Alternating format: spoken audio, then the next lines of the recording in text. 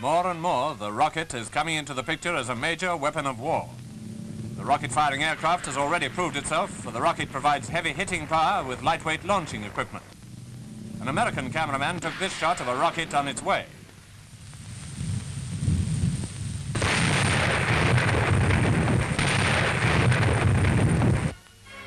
At sea, rocket ships have helped to step up the firepower of the Navy. Here's a test with rocket-firing landing craft on America's west coast.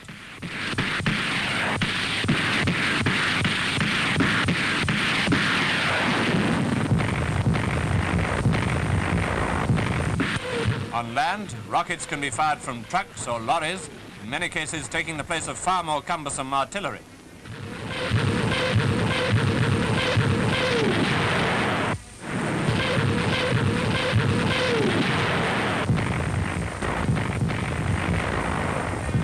We in Britain have seen large numbers of rocket guns in action against enemy raiders and doodlebugs, and now the rocket begins to play a part in almost every sphere of warfare. On the subject of doodlebugs, you may have heard that America's making them now. These are the first pictures of an American factory which is turning them out in thousands. At the experimental station, we got an impression of the doodlebug at the start of its journey instead of on its arrival, which many of us know quite enough about. The American version seems to have a nice takeoff. As you see, it carries part of the launching gear with it and then drops it at a safe distance. America's 5,000-pound robot bombs have a speed of 400 miles an hour.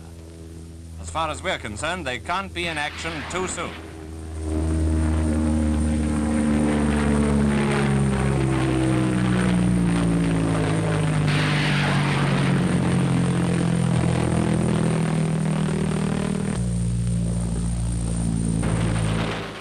The ingenious Hun may have thought his pick-a-back plane a pretty bright idea.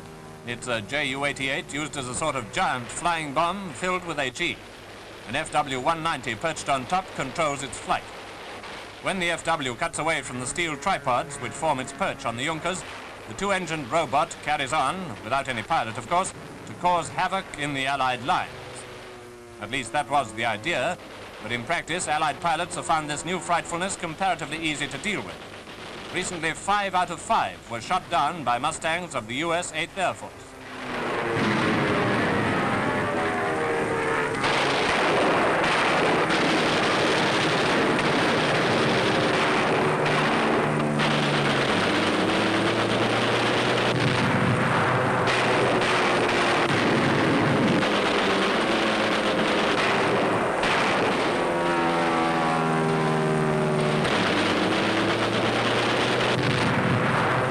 The destruction of ordinary German planes continues as usual, of course, in the air and on the ground.